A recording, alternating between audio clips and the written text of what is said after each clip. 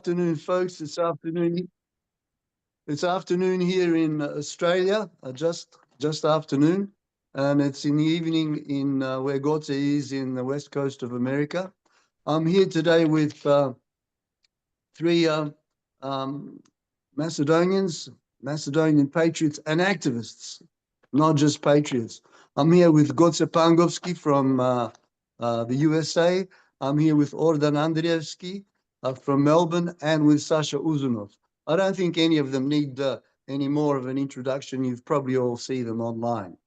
So today, our conversation will be about Macedonia, obviously, where we're at, how did we get here, what was the Prespa Agreement all about, why was it pushed through, who were the politicians who supported it and promoted it, and how do the people think about it now, and how do they think about it now, and finally, can it be rescinded?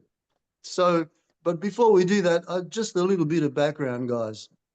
I'd like to know how you all felt when independence was proclaimed in the square, because I'll tell you, we were watching it here in Australia with my now deceased father. We were crying tears of joy. We were so excited that at last we were going to be a nation standing alone, representing ourselves through no one else's filters. However, my father did say something which turns out to be prophetic. He said, "We are now crying with joy, but will we one day be crying tears of sadness?" How did you guys feel when independence was declared? We'll start with you, Gotze. I was pretty much 16 years old, and I don't remember crying, but I was ecstatic. I was brought up in a family on both sides of my family in very patriotic spirit, in the sense that, the old motto, Macedonia to the Macedonians. So we wholeheartedly adopted or I should say, we already had the idea of that we should be independent, an independent country. And so that was the feeling. And I think it was prevalent. I know I was very young to know as much as I know today, but you could sense it. You could sense that there was some kind of an elation and a feeling of joy among the whole of the Macedonian nation at the time. Yes, there was a little bit of trepidation. There was a little bit of fear of the immediate and down the line future, of how things will turn out. But the overwhelming feeling was of joy and of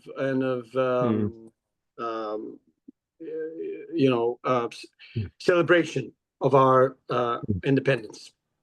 Ordan, were you there at the time? No, I was in Australia at the time, and I was very happy to see Macedonia become independent in this later sort of period, because I know that in 1943 it also became independent through the struggle for national liberation. I'm also, how can I say, delighted that I've got heritage people, like my grandfather was a partisan. He fought in World War II against fascism. Also, I come from Popradište, Dimitra Chupovsky, Macedonian diaspora, whether it's St. Petersburg or in Melbourne, Australia, or around the world. There's Macedonians who love Macedonia and will fight for it and defend its interest as required without hesitation. Sasha? Well, look, I was in my early 20s. I'd almost about to graduate from university at the time, and look, I was ecstatic. I never thought in my lifetime I would see Macedonia become independent for the first time in over 1,000 years. I mean, that is extraordinary. That it took so long for a Macedonian state to re-emerged. See, I don't want to use the word emerge, but I want to, I want to emphasize emerge. Yeah. There had been Yeah. a Macedonian state or kingdom under the Tsar Samuel, over 1,000 years ago. So that is extraordinary, though. I mean, it sort of reminds me of the Irish. I mean, the Irish were under British colonial rule for 800 years up until they gained their independence in the 1920s. We had, as Macedonians, been under foreign occupation for millennia. The last 500 years under the Ottomans, and then, as you know, the tragic partition in 1913 between the neighbors, Greece, Serbia, and Bulgaria. So,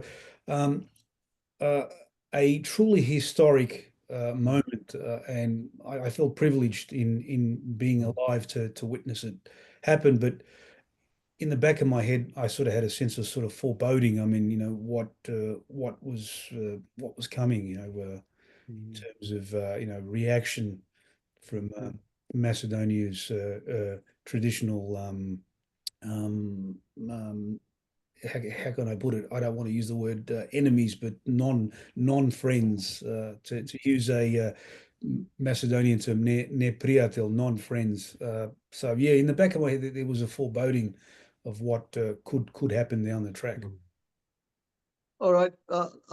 You continue with this question, Sash. Do you think that we would be in this situation that we're in now, and how did we get here? Who are the politicians and intellectuals who are pushing this new era of Macedonia and its relationship with the West? Well, look, obviously, Kiro Gligorov, leading Macedonian communist, leading sort of Yugoslav communist, very close to Tito, in the 60s and 70s. I suppose it sort of come to a realization that Yugoslavia had run its course. Figures from the other republics. I'm not going to sort of go over old ground, but I think everyone knows the narrative, the story. Realized that Yugoslavia could not be saved, even though he had and it's one criticism I have of him, that he had spent too much time in trying to resuscitate and save a dying Yugoslavia when he should have focused on independence. But at the same time, with age and sort of mellowing a bit, I mean, I realized that he also had to tread a very difficult path, because the authorities. Well, we had Serb nationalists up north, and that's right, so on. So the authorities in Belgrade sort of held a lot of the cards. So he had to tread carefully, and then we also have to consider that other players, like say Britain, France, which are traditionally Greece and Serbia, and to a lesser extent Bulgaria's sort of long-time patrons, had a vested interest in how things evolved in the collapse of Yugoslavia, and what would happen to Macedonia. So I think all of those things didn't really put Macedonia in a very good position to seek independence. I mean, through my own research, I mean, I was shocked to discover that Britain, using its UN Security Council permanent seat, used all sorts of tricks to delay Macedonian recognition,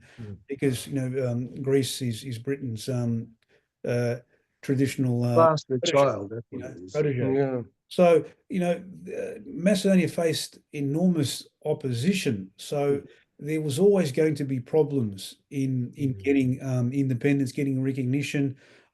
Greece, as you know, placed its veto on Macedonia joining the EU and NATO, and that's where the whole sort of saga began. The intention was to strangle the country to death economically, and I think the US was caught in two minds, because traditionally the US is Greece's benefactor. He took over the role from Britain after World War II, when the British Empire could no longer sustain its global hegemony.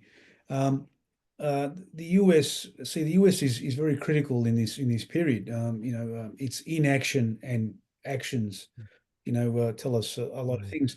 The US was sort of caught in two minds. I mean, should they allow Greece to strangle Macedonia to death? What would happen? Now,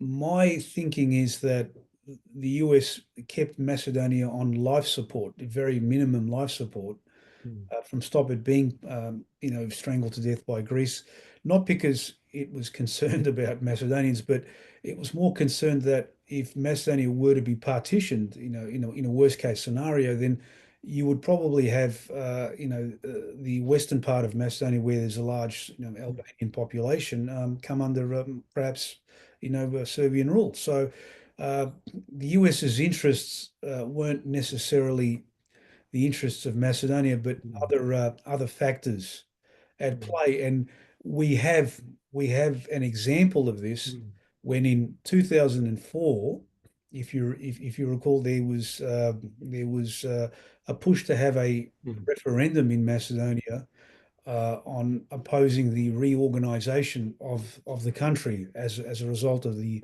2001 2001 Ohrid Framework Agreement, which in effect creates a de facto Albanian statelet in Macedonia. Now, the carrot that the US dangled was, we will recognize you under your constitutional name of Republic of Macedonia. But unbeknownst to us at the time, and I found out subsequently through declassified documents, this was only a temporary strategic move in order to appease the Macedonians to not have a referendum blocking this territorial reorganization. And there are letters from the U.S. State Department to Greek American senators saying, look, don't stress. We only recognize Macedonia in order to forestall this referendum blocking reorganization of Macedonia and creating a de facto Albanian state. So you can see the Machiavellian tricks already in play in the early years of Macedonian independence, and it's flowed on from that. I mean, the 2001 war in Macedonia. Now, Macedonia managed to escape the conflicts that erupted in the other parts of other parts of the then ex-Yugoslavia, Slovenia, Croatia, Bosnia, and even Kosovo. But in 2001, there was a right-wing Albanian neo-Nazi uprising in Macedonia, which, again, the evidence is out there. It's not me, claiming this, that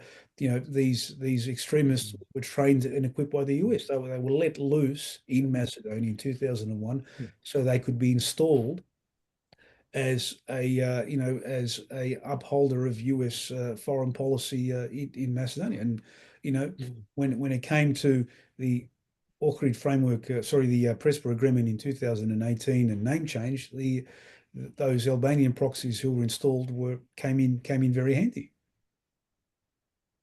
Good, sir.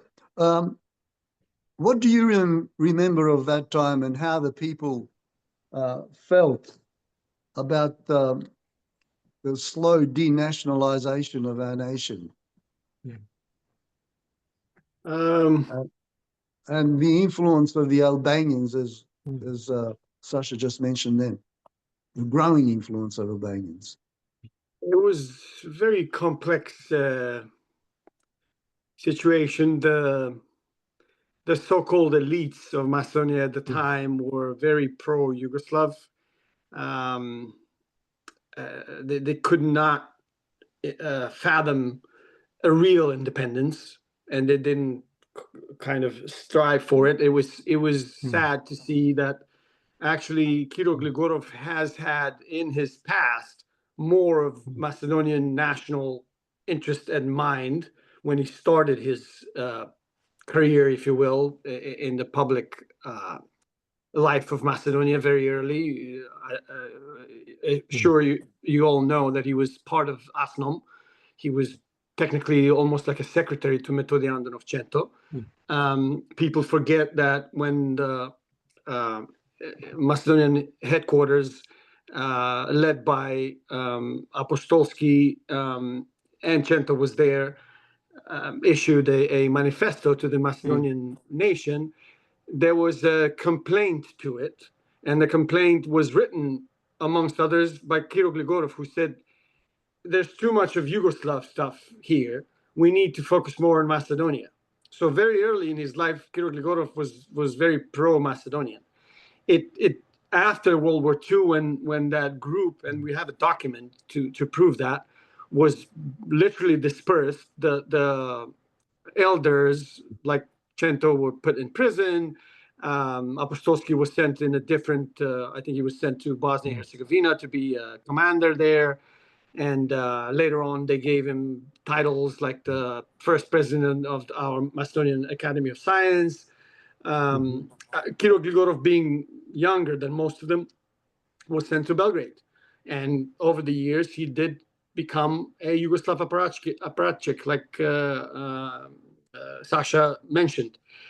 So in the early years, in the 90s, to go back to your question, Jivan, this is the situation. The older generation is very much so pro-Yugoslav. They cannot really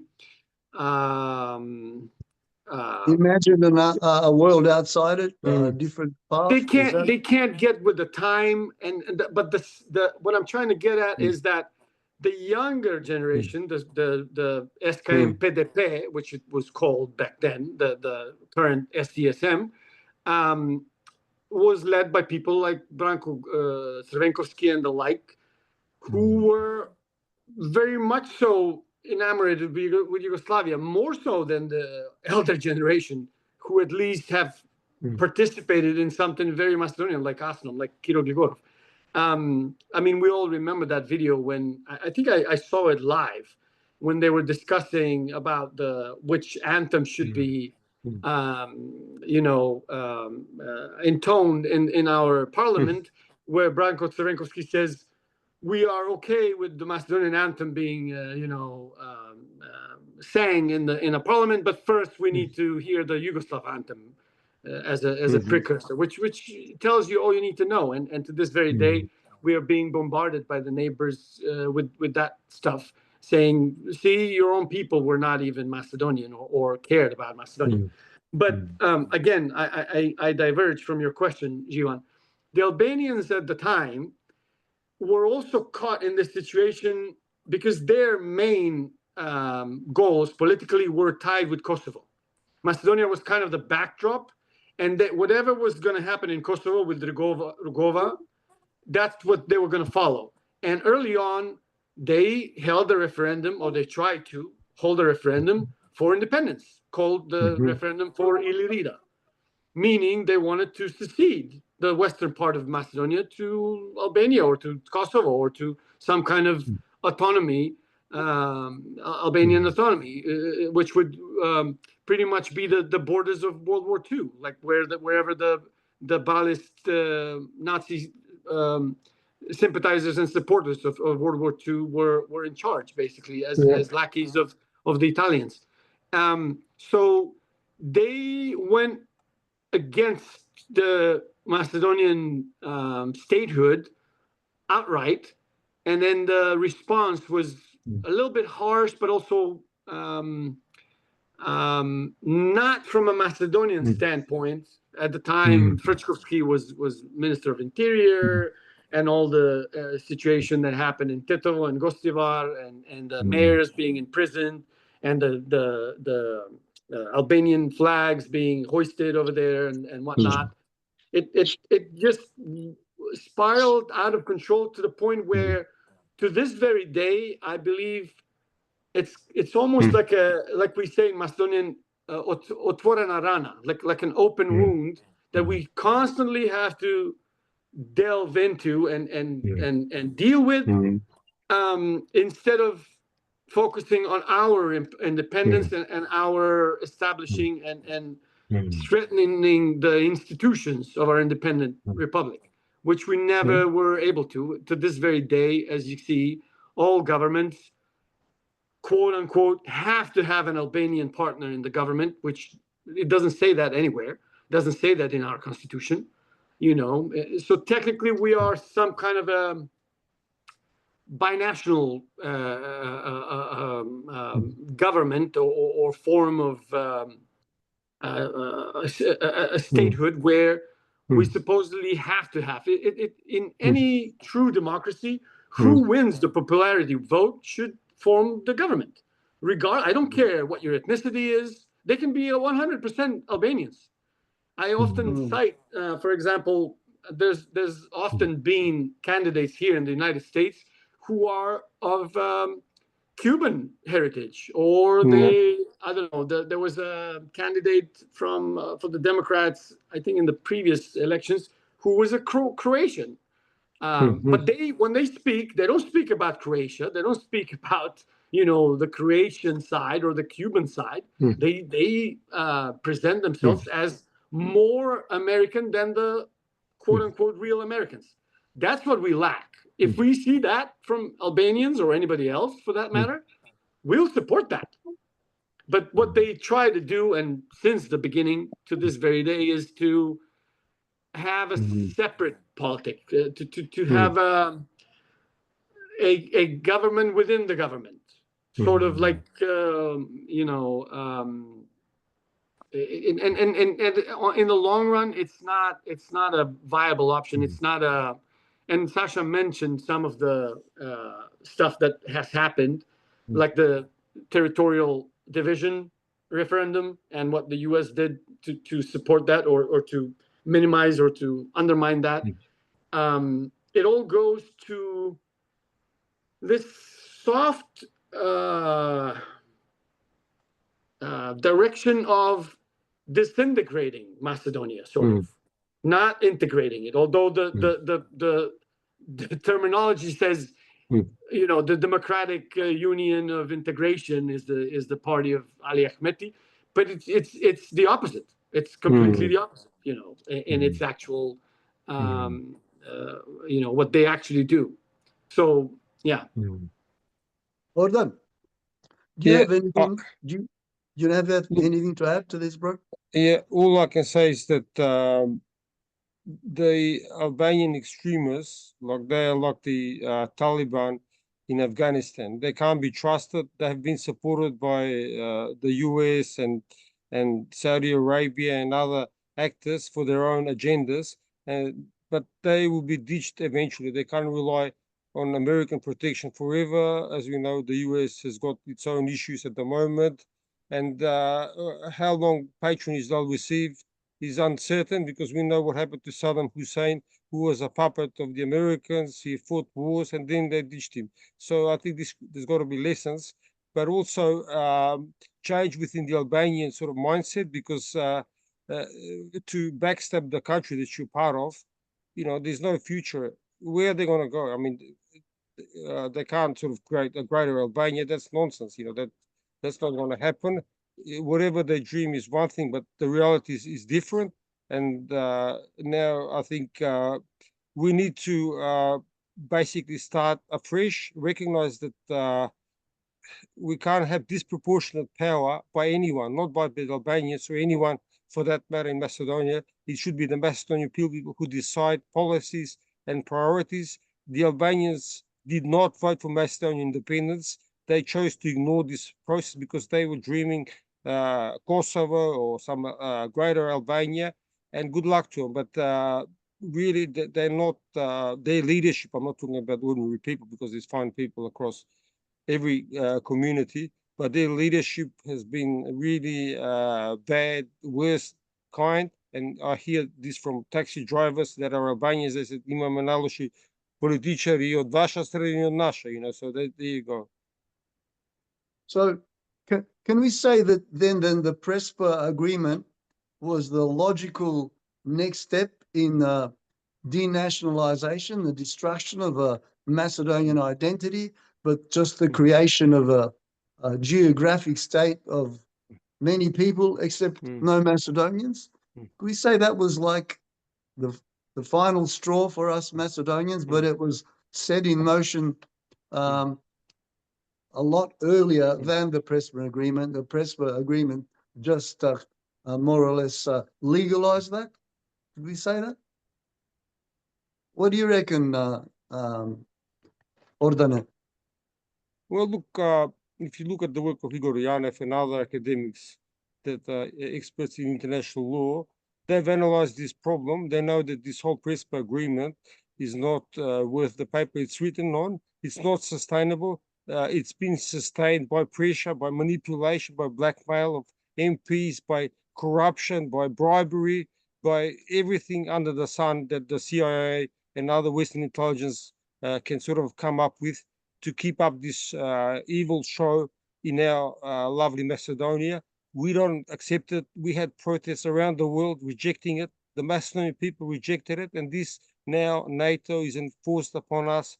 EU agenda is enforced upon us. They try to convince the population that they're hopeless, they can't make decisions, that they have to be whipped by the West.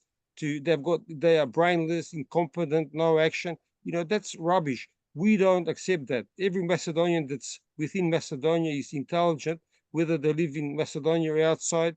They're hardworking people.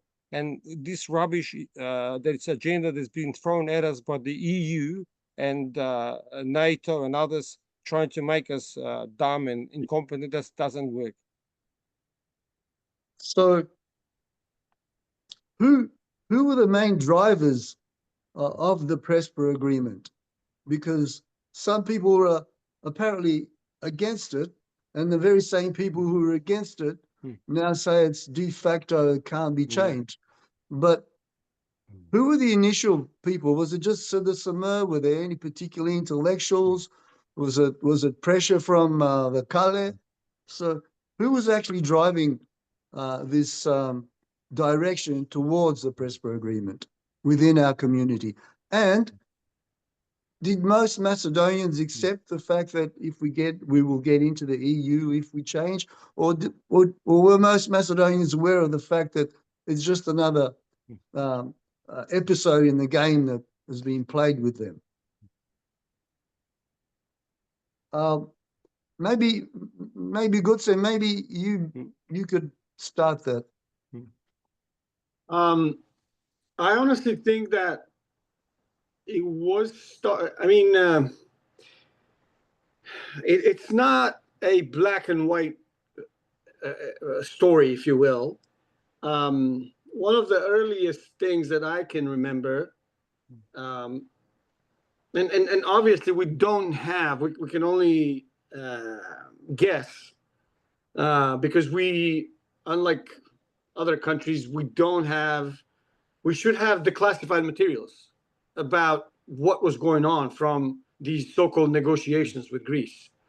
We should have minutes of the meetings. We should have, and to me, that's one of the main things of why I disagree. Whoever is elected, whether they're elected and they won by a popular vote or whatever, nobody gives anybody a mandate to negotiate the name of Macedonia. They don't have the mandate to do that.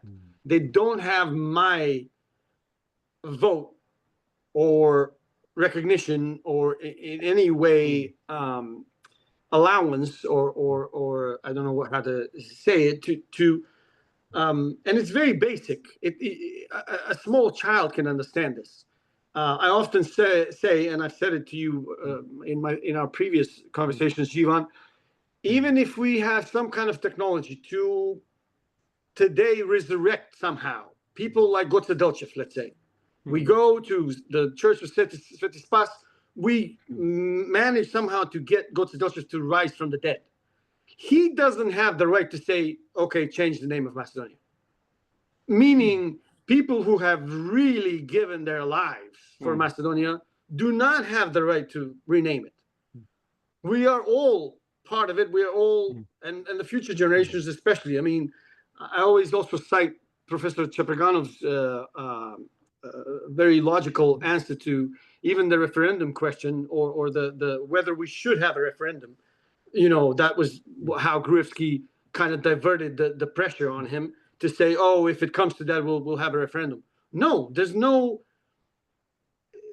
way a generation of Macedonians of today should decide on the name of Macedonia, which was since 3,000 years is the same name. How are we capable, or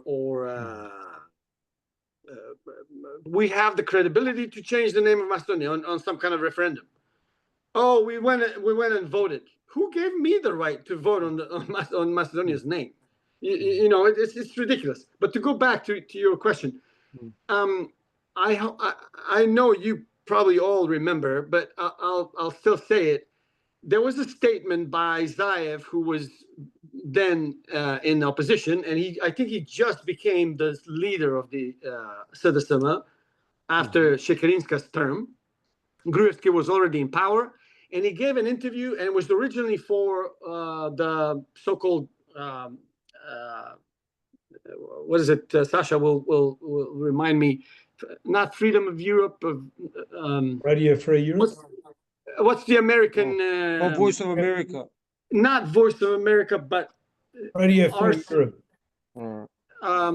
Radio Free Europe is what Sasha is saying. Yes, Radio Free Europe. Yes, exactly.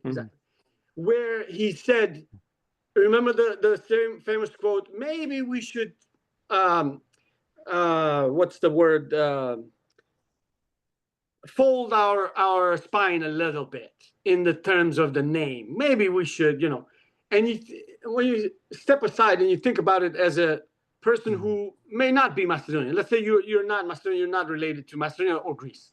When you hear something like that from the opposition party, whether the party in charge is defending or not defending the name, always the opposition is the more nationalistic one. Always is the stance of the opposition is more into defending of national interest. In this case, we had a case where they are literally signaling, if we ever get into power, we will do your bidding to Greece. And that's exactly what happened. And that idiot, Zaev, unfortunately, and I blame myself and I blame the entirety of the Macedonian nation, everybody that is alive and is of age or was of age when he became the prime minister, blaming us for allowing that. I mean, the man is clearly an idiot. I mean, there's no question about it. And he said it in some of his interviews that he is guided by the so-called umbrella being whoever he was worked on from the so-called international community. And I think Sasha was on to something, and I believe he nailed it when I remember Nikola Dimitrov, who is another of these treasonous. I'm trying to not use foul language here, but you would know what I would want to say. People who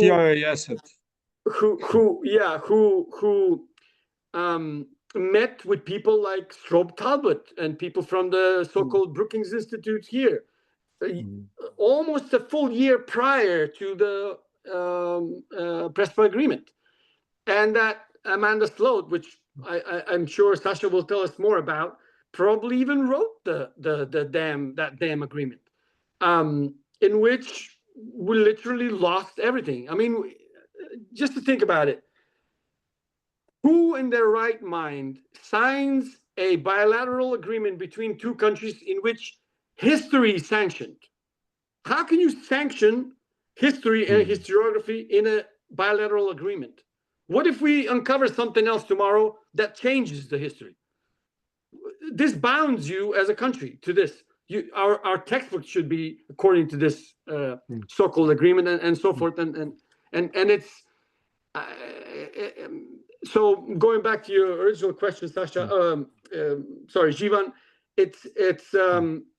It's many people on many levels. And I'm to this very day dumbfounded, bewildered, to be honest, at the low level of defense mechanisms and of the very notion of no, I cannot do that. I don't have the mandate. I don't have the backing of my people. There's a failed referendum. There's all kinds of stuff that keeps telling you, don't do this.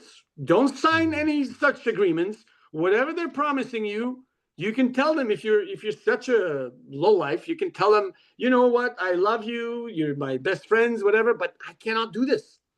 My people are against it. I mean, and remember, we all saw, for example, another colorful person like Lyubov Boszkowski. I mean, we all saw the videos where he literally takes money from a Greek agent to say, yeah, I'll make sure that they vote in you know, like you want for the name change and all that. And now that person is acquitted from any kind of persecution, and he's even part of the government coalition. This is insane. This is insanity. It's just sort of like it's beyond Orwellian. It's not. I mean, when I try to explain it to somebody that does not know what's going on, it's hard. It's very hard because at every step they step back and say to me, "You got to be joking. This is not possible." But yes, it is. Yes, this really happened. So I don't know. I don't know what to say, but there's many people involved. The vice president of the government of Zaev, quote unquote, was not quote unquote, literally was the first who said the name Severna on a medium called Kanal Sedum de Sedum from Stip, from a very colorful journalist, months before the Prespa Agreement.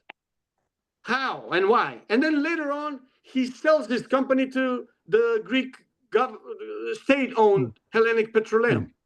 You know, it's the Americans have a very good saying: follow the money.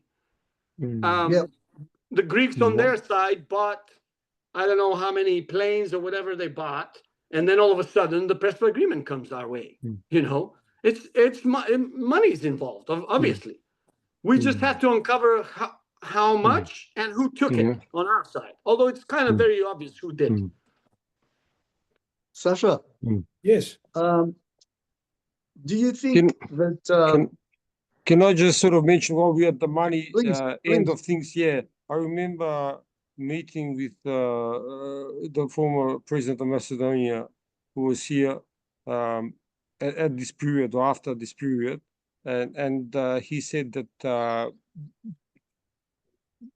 150 or 100 million euros was paid as a bribe by the West to Macedonian politicians, and this is the sort of like known fact, but you have to have it's hard to sort of like who's got the accounts of but I'm not surprised if you look at the State Department. They've got budgets for regimes change, and this is just another investment, American investment in geopolitics. So they don't care. They'll destroy Macedonia. They'll destroy anyone who stands in the empire. And I'm not, necessarily against America as a society, but American imperialism is a problem for us, for the American people, for starters, but also for Macedonia in a major way for a very long time, because they've been bombing us from 1948, supplying the napalm and undermining us at every stage. So we can't have a situation where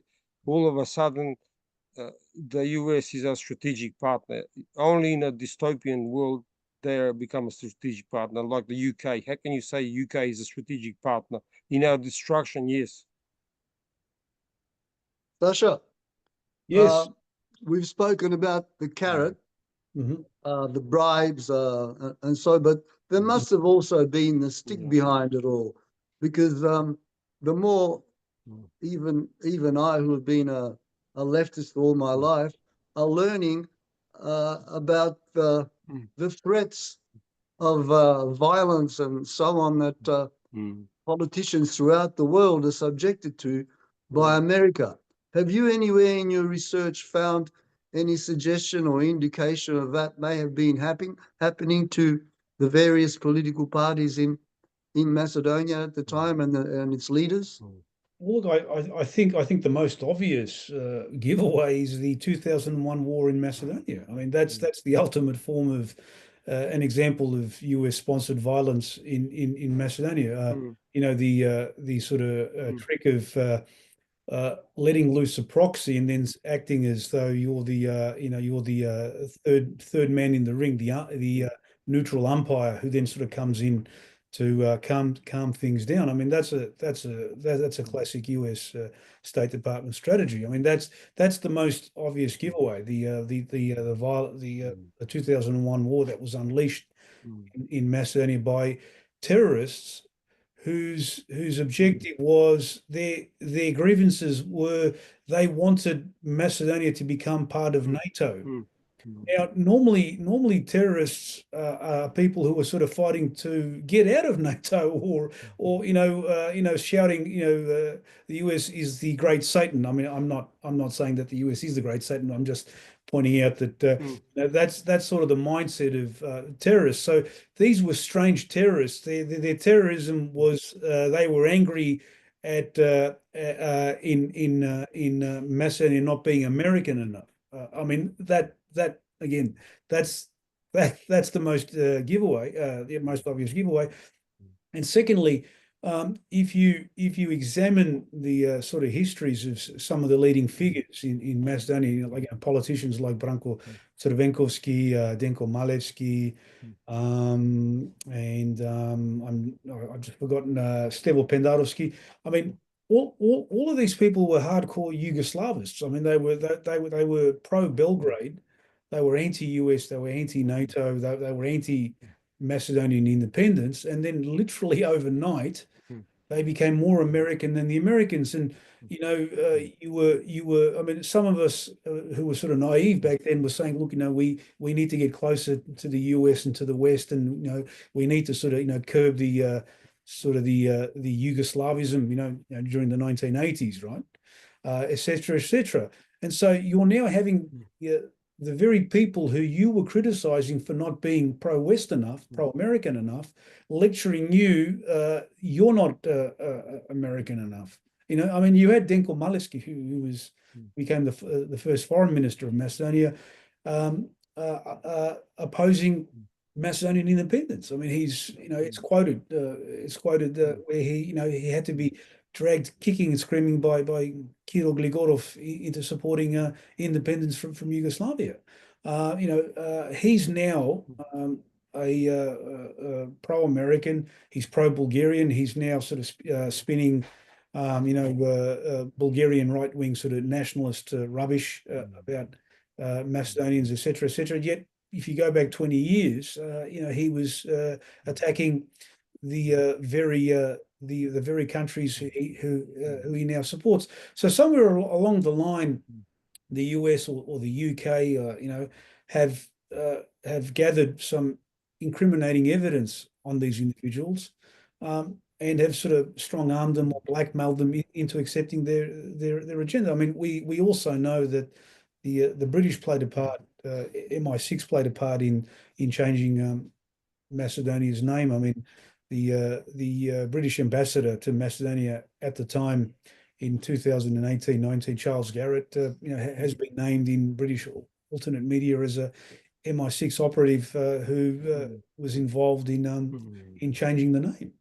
So all of these outside factors, the US, the UK, the EU, Germany as well, Netherlands to a lesser extent, and France have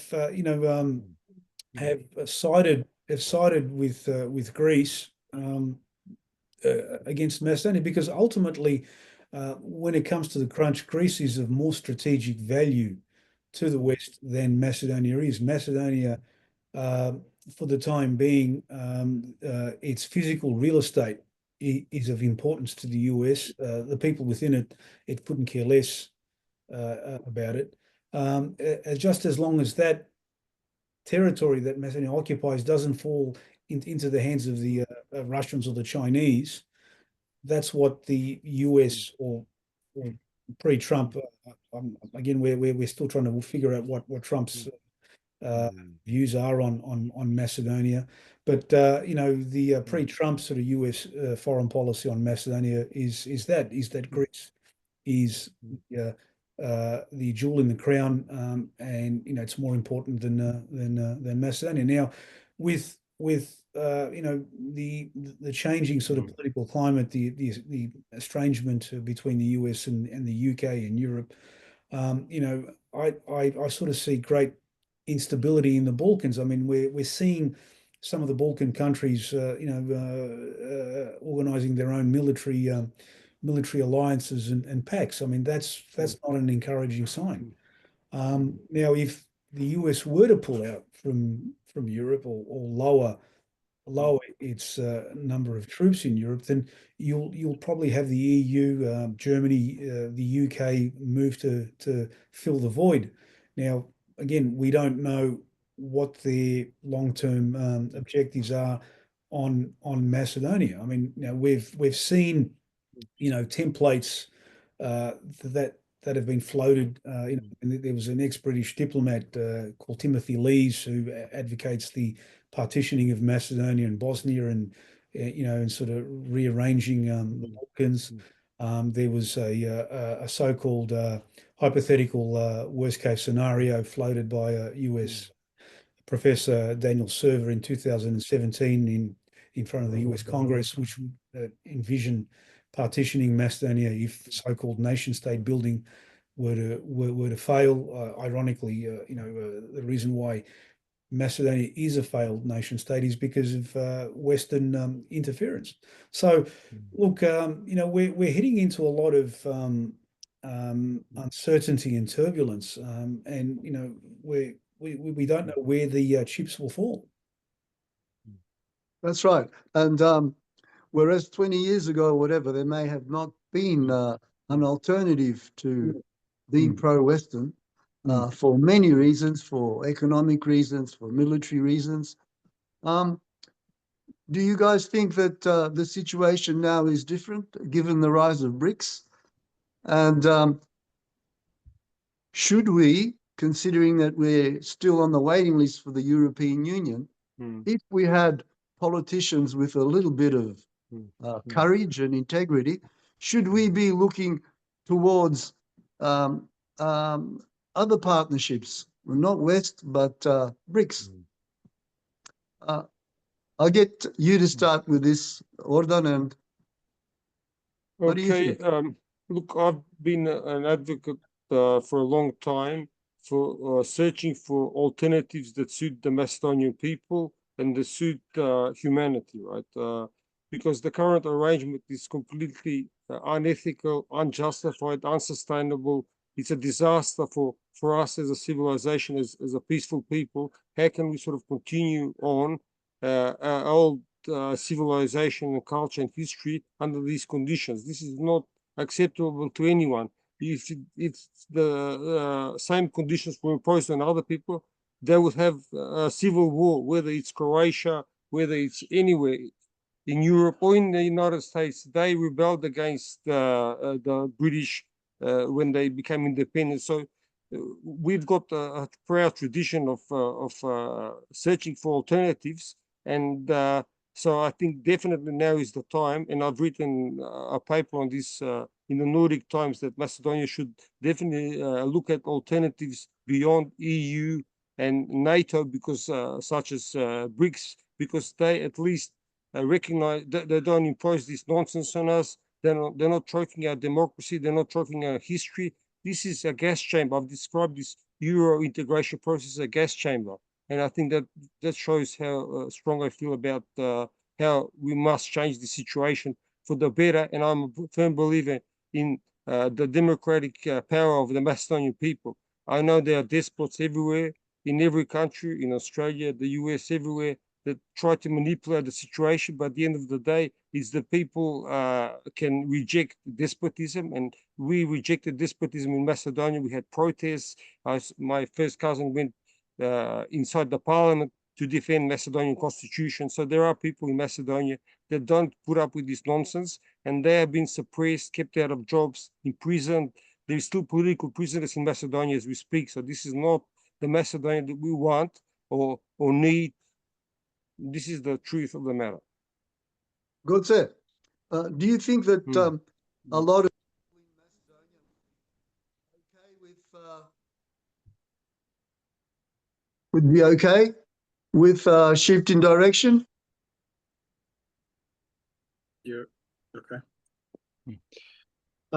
I would like to see that, Jivan, but realistically, brother, I don't think that's going to happen, unfortunately, for quite a while. Because Is that because? Sorry, is that because there are no political parties that are inspiring and encouraging and giving the people the idea that it can happen? Or is that more complex reason, like it was mentioned? Is that people trying to voting for parties because they've got jobs on the line? And why wouldn't they want a different direction? Or is it just this fascination that the whole world has had with the West? What do you think? I think it's a combination of all of those. And I frankly do not see anyone with the right attitude or a mentality that's uncompromising in on such matters, to the point where they will not back down from wanting to see Macedonia do better, regardless of who we partner with or whatever. In that sense, going back to what was said by Ordan and Sasha earlier, I honestly do not believe that there is some kind of a conspiracy against us or whatever. I think we are dealt with by the so-called international community on a need-to-know basis, and our so-called politicians are so spineless that they will listen to the doormen in the foreign embassies in Macedonia, let alone the ambassadors. So it's a combination of not having people who are willing to stand up and defend even the most basic or core national values and interests, to the point where the pressure is such in which even a harsh sentence would make them change whatever the course they initially took in support of what the people of Macedonia really want. Now, we are very much entrenched into this so-called Western narrative about where Macedonia is, where it should go, where, with the joining of NATO and that Prespa Agreement, and that was the whole point of that. That somebody decided, maybe in the State Department, maybe some circles in Europe, that this little island in the Balkans should be thrown into NATO, and that's how they did it, using that Prespa Agreement and the lies spread about. So supposedly we will start the negotiations with the EU and all of that, and that's how they just kicked us into NATO. And it will be very hard. I mean, and I'm speaking from experience that I've had in my lifetime. How often have we heard from parties that are populist and patriotic that would say, vote us in, we will get back the rightful flag of Macedonia. We will get back, we will put the lion on the coat of arms. We'll do this. And they get voted in and nothing happens. We will get dismissed the territorial division of Macedonia, which was literally imposed. Nothing happens. So we constantly see this wanting and needing of the Macedonians towards something, and then somebody gets into power and nothing happens. We accept further and further deterioration and dissipation, if you will, of our institutions, our sovereignty, our independence. I don't think we can even be called an independent country at this point. But that's where we're at. I mean, to me, when somebody says, should we make a partnership with the countries of the BRICS or whatever, who is going to do this, Jivan and Ordan? Who do you expect? Who do you see in Macedonia even having this notion, let alone putting it into practice? I don't see that. To me, we do not have to take a partnership with anybody. We should focus on our independence. In my honest opinion, we should try to be away from the focus of the big powers.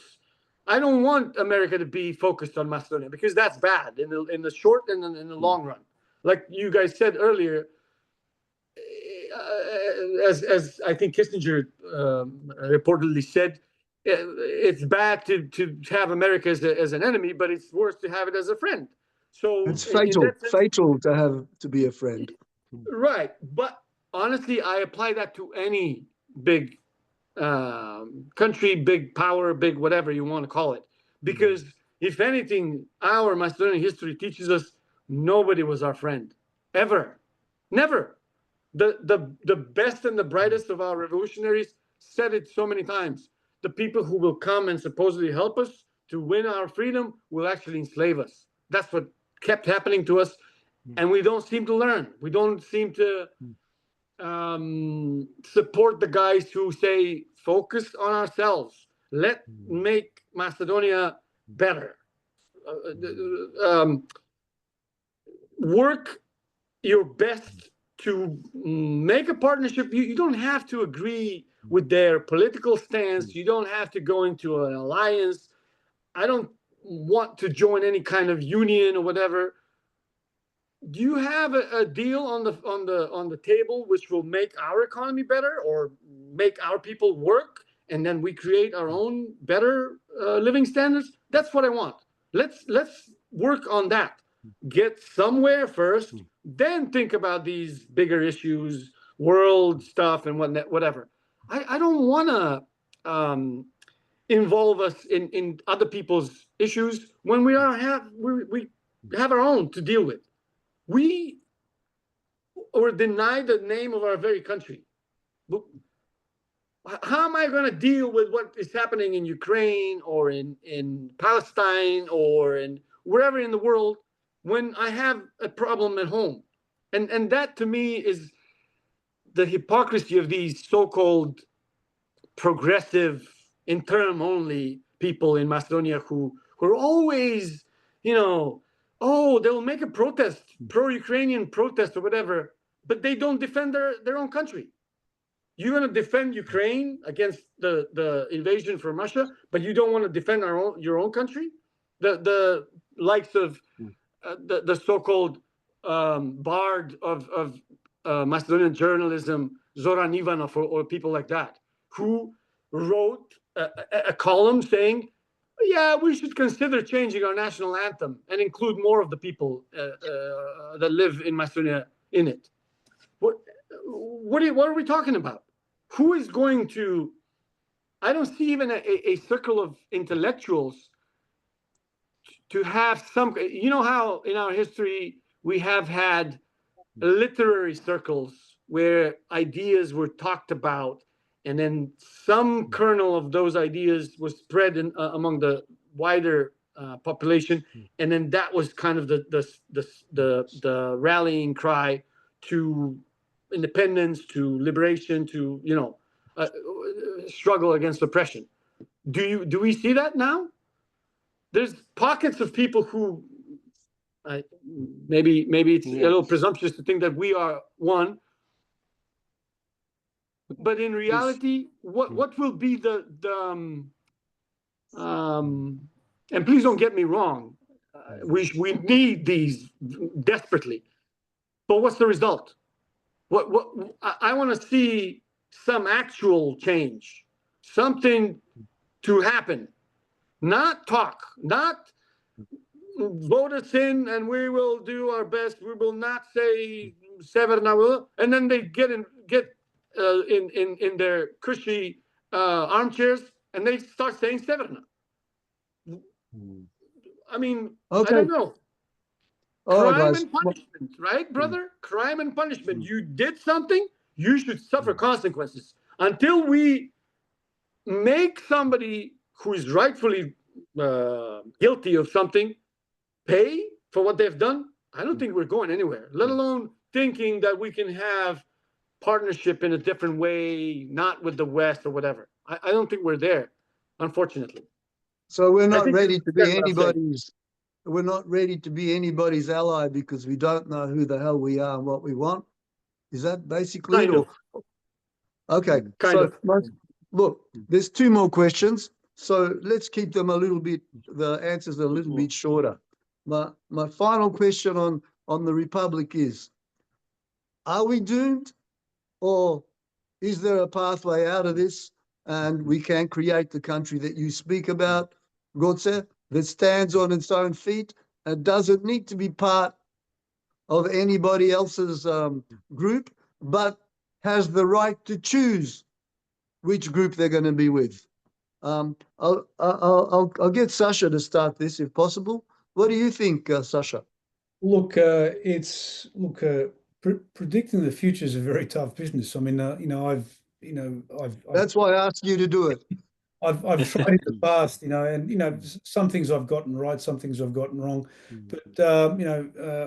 but look, I see turbulence ahead for Macedonia because of the change in US foreign policy. Now, it's a double-edged sword. Now, this change could benefit Macedonia, or it could make things worse. We don't know as yet where all of this will lead. So unfortunately, to some extent, our fate is out of our hands to some extent. We basically have to watch and see how sort of dramatic events unfold, in particular how the US and the EU, and when I say the EU, I also include the UK, even though it's no longer part of the EU, but how the dynamics of that will play out and what will be the consequence. That will, to some extent, determine what Macedonia's future will be in the Balkans and in Europe. So it's a time fraught with enormous uncertainty, turbulence. Hopefully we can weather the storm. Ordan? Yeah, look, I'm optimistic that Macedonia will navigate out of this crisis, simply because every crisis is also an opportunity to rethink, to assess the situation. And there are people in Macedonia, like Novasnom, these people, Makedonska, they manifesto, these other people like we had a presidential candidate, Professor Biljana Vankovska, who was advocating against NATO and the EU for alternatives. So there is voices and also people in the diaspora. So it's not, I don't think this they can't control us. Whatever Big Brother thinks is they've got one set of assumptions, but then there's also the reality, the lived experience of people on the ground who are living in poverty and who need to live a more secure life without, economic crisis is one thing, but also to be denied your history, your identity, your culture. Come on, that's not the Macedonian way. No one will accept this, and we can't be any, worse off than anyone. And that's why in Australia, I'm the process of making a claim with the Australian Human Rights Commission against this policy that Australia has adopted from the US about naming us as North Macedonians, and it's all rubbish. But they need to be challenged. So we need to challenge despotism in whether it's in Macedonia, in the European Union, in Australia or North America. If we come across despotism, challenge it. I know that Trump was instrumental in this Prespa agreement, or his Secretary of State, but the Secretary of State, Pompeo, can't make decisions without Trump's approval. So we can't, there are some people who think Trump is great. Trump is great for himself. I don't think he's great for Macedonia. Okay, Gotze, what do you think? We're doomed, or there is a hope? You know that I drive my thinking mostly from looking back in history, looking back in the past. And we definitely have had worse situations, worse times as a nation, much worse conditions, and we've somehow pulled through and shown ourselves and the world that we're still here. We can still, you know, survive and in some small ways even thrive at certain points. I would agree with Sasha. It's a very turbulent times. We don't know. I mean, I follow the politics here in the United States. It's almost like a storm. What Trump is doing, you don't know what's next and where it's coming from and where it's going, and it is. I am fearful because, like you mentioned before,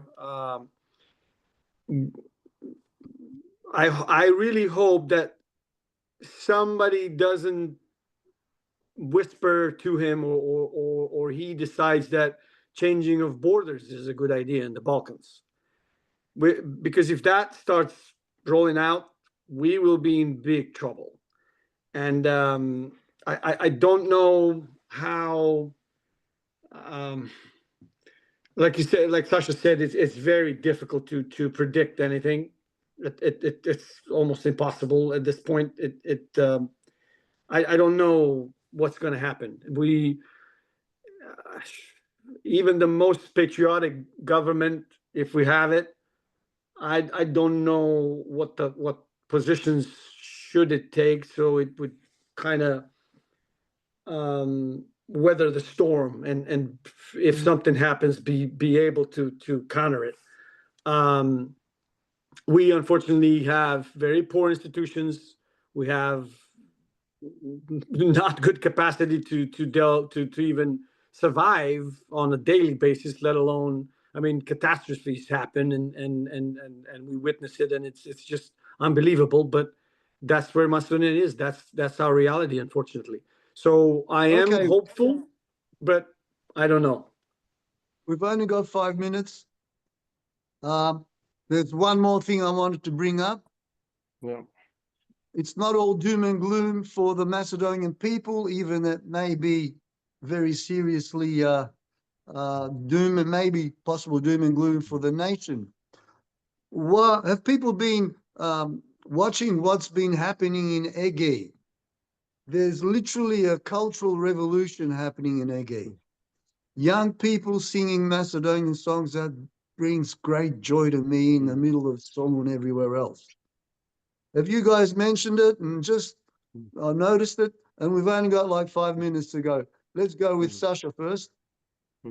Look, I have noticed it, and you know, it's sort of heartwarming and encouraging that whereas you know things aren't sort of turning out as well across the border in the Republic of Macedonia, that there is some spark in the other parts, and also you know even the Macedonian community in Albania, the minority there, and in Bulgaria, you know, face enormous struggles and upheavals, but they're sort of maintaining the good fight. I mean, those signs are encouraging, but you know, beyond that, you know, I couldn't really say anything more on the issue.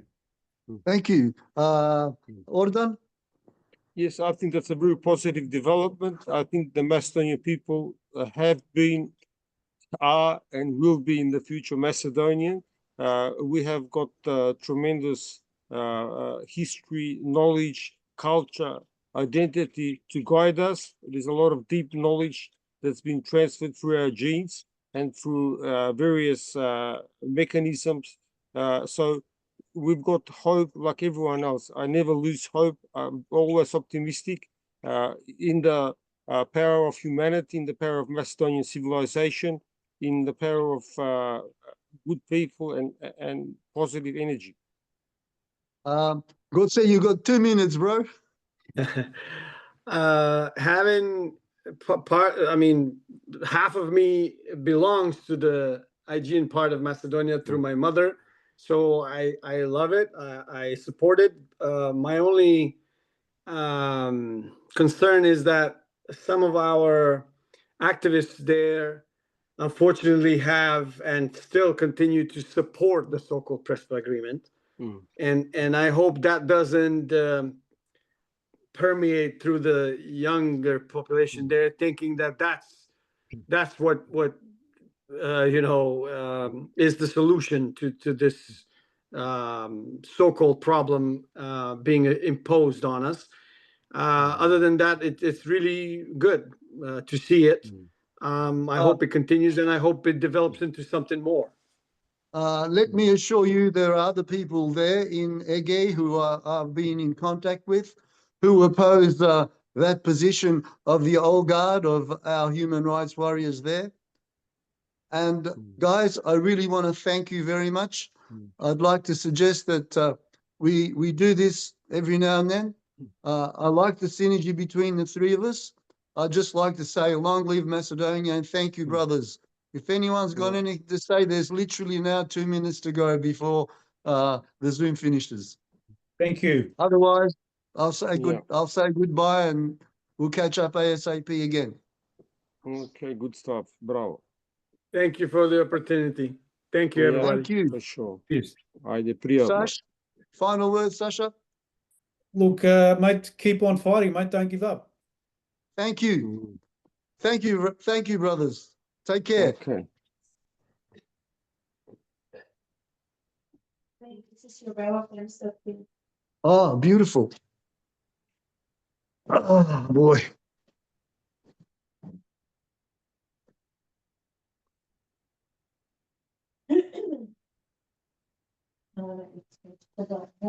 It's